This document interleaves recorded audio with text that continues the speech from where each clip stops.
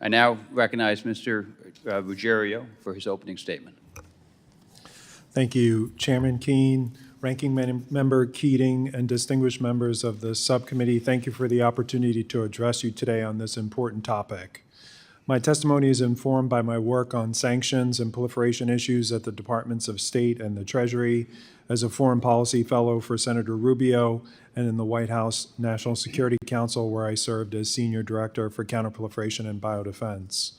Russia invaded Ukraine more than 2 years ago, and Russia's state-run nuclear corporation, Rosatom, boasted that its export revenue increased 15% in 2022, with a 10-year portfolio of foreign orders worth $200 billion. The company forecasts that its 2023 revenue would increase by 40%.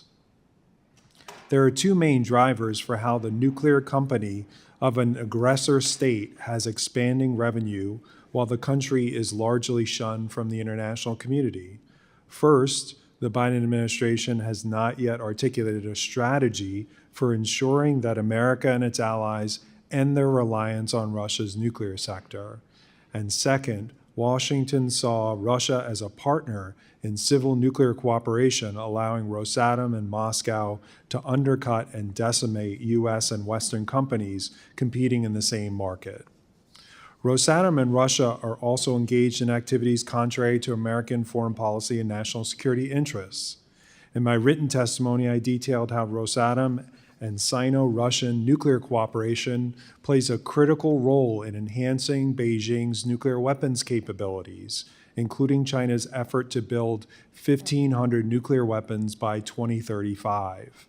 I also reviewed Rosatom's role in a potential nuclear disaster at the Zaporizhzhia nuclear power plant, the largest nuclear plant in Europe. The Biden administration started to use sanctions in February 2023 against a few Russian nuclear and Rosatom-linked individuals and entities. But these were not part of a coordinated strategy. For example, I note in my written testimony that the administration has not sanctioned a single member of Rosatom's management board, even though the United Kingdom has sanctioned the entire board in March 2023. The Biden administration understands the problem. A senior Energy Department official noted recently that it is, quote, gravely concerning, end quote, that Russia supplies about 20% of the fuel used by U.S. nuclear reactors. Recent promising reports suggest that the administration and the U.S. nuclear industry are warming to the idea of a ban on imports of Russian fuel. In my written testimony, I offered 3 recommendations for Congress and 3 recommendations for the Biden administration. Specifically, Congress should mandate a strategy to end reliance on Rosatom. It should require the administration to make a sanctions determination within 60 days on Rosatom, its management and supervisory boards, and related entities and individuals. The strategy should also include plans to respond to potential Russian retaliatory actions, including ending the export of enriched uranium and other products to the United States and its allies.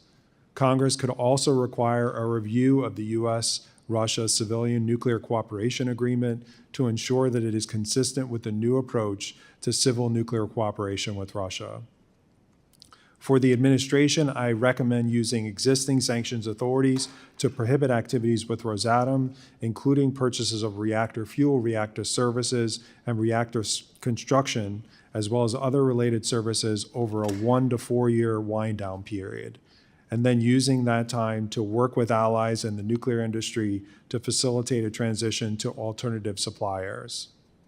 We need a coordinated strategy, an effort to reinforce that Washington and our allies will not return to business as usual with Russia when the war in Ukraine ends.